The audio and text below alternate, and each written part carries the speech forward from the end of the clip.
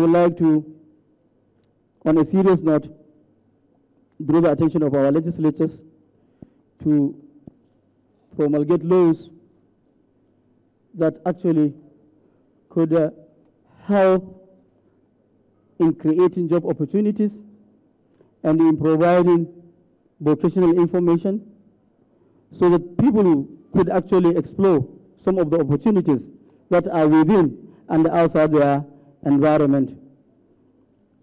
I will not close my presentation without commending the effort of our governor here, Dr. Rabi Musa Konkoso,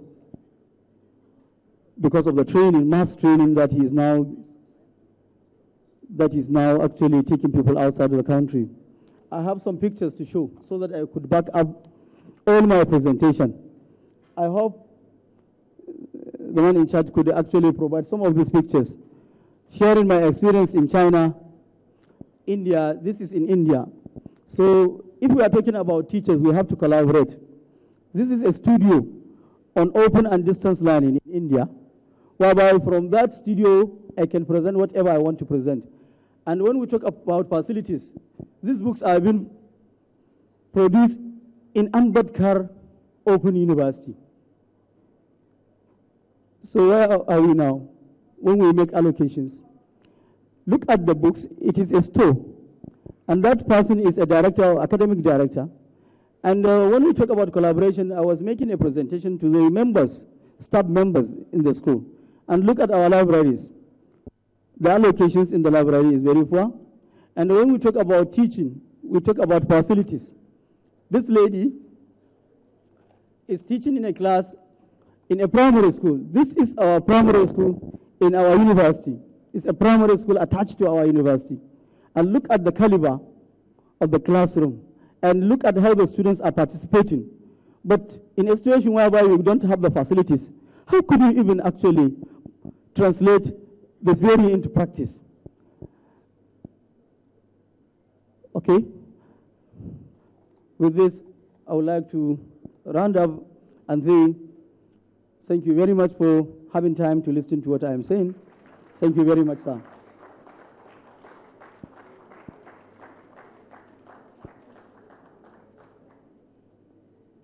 Oh, these are my property. Thank you. Please, another round of applause for Dr. Iyasu Ahmed.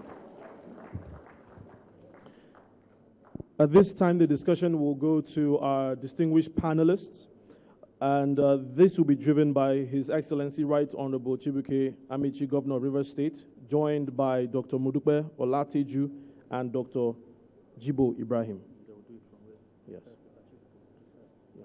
So the first, His Excellency Right Honorable Chibuike Amici.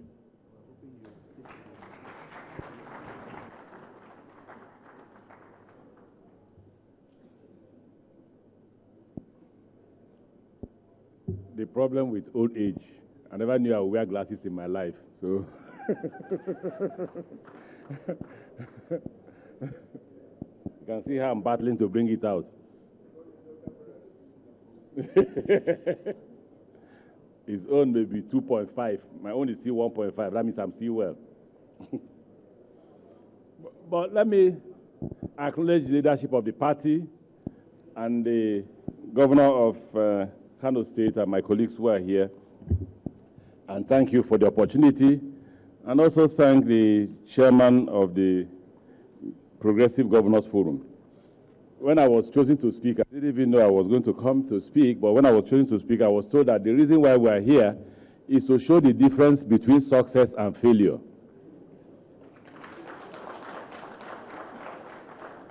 And that if we have to present ourselves before the Nigerian public for election, we have to show the Nigerian public what makes us different from PDP. We have to show that we will change the country. And I agree, you know that I usually speak extempore, but since the issue is what is the difference between PDP and APC, then I have to actually make a presentation that shows that we are not the same. Nigerians think politicians are the same. And I thought that those who chose this topic chose a very wonderful topic. But I felt that in choosing that topic, they forgot the most important factor that leads to insurgency and poverty in a very rich country like Nigeria. And that factor is corruption. So you should have read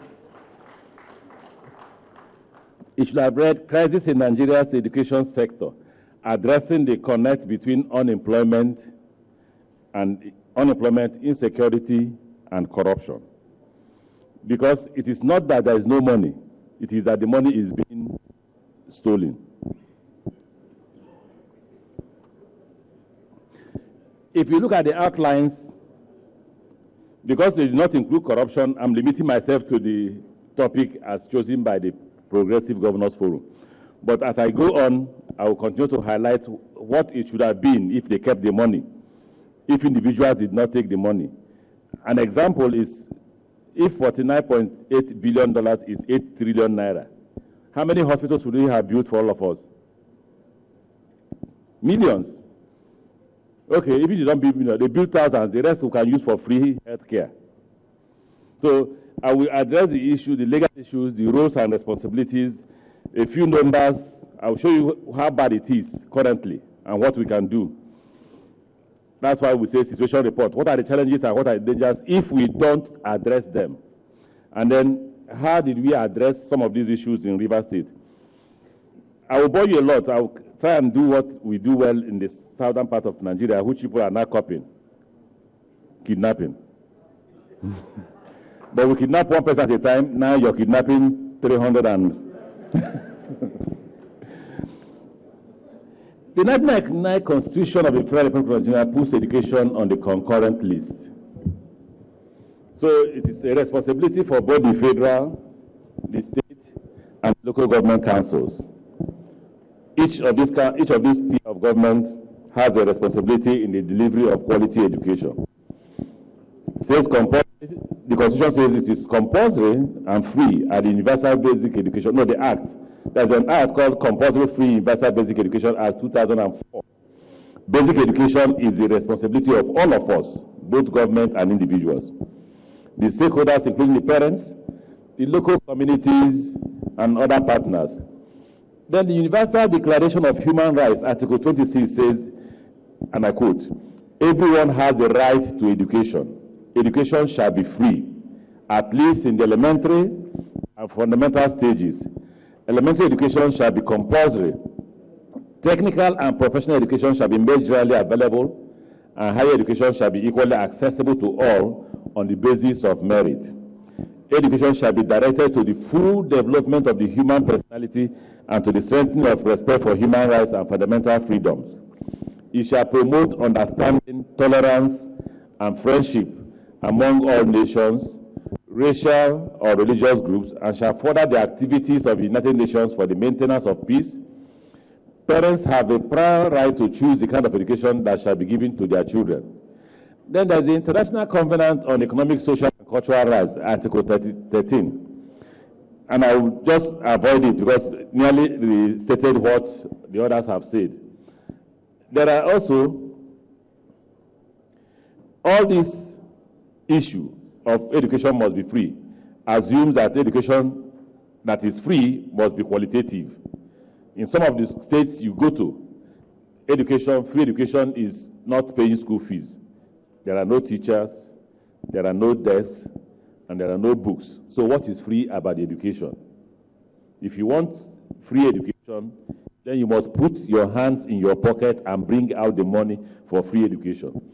When we introduced free healthcare in Rivers State, we built about 3 new hospitals, and we gave it to a foreign company to manage.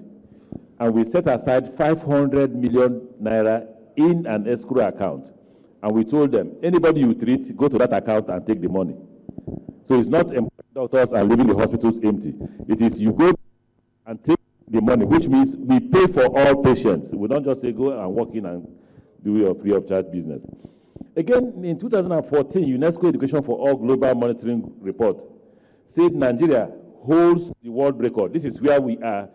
We are not first in positive things. We are always first in negative. So we are first, and that's wonderful in the world.